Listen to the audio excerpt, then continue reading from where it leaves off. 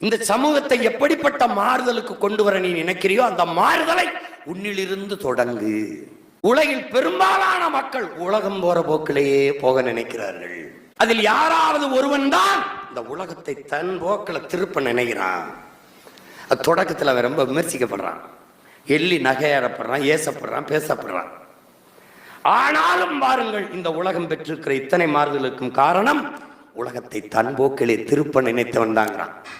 அப்படிதான் மார்க்ஸ், அப்படிதான் புத்தன், அப்படிதான் எல்லாரும். அப்படித்தான் நம் உயிர் தலைவன் மேதகு பிரபாகரன் அவர்கள். உலகத்தில் எதையும் தனி மனிதன் கருத்து என்று தள்ளி வைத்து விட முடியாது. ஏன்? உலகில் இதிகாசங்கள், புராணங்கள், காப்பியங்கள், காவியங்கள், தத்துவங்கள் எல்லாம் தனி ஒரு மனிதனால் சொல்லப்பட்டது. பிழை யாருடையதாகவும் இருக்கட்டும், யாருடையதாகவும் பிழை இருக்கட்டும், திருத்துபவர்கள் நீங்களாக இருக்கும் வரலாற்றிலே.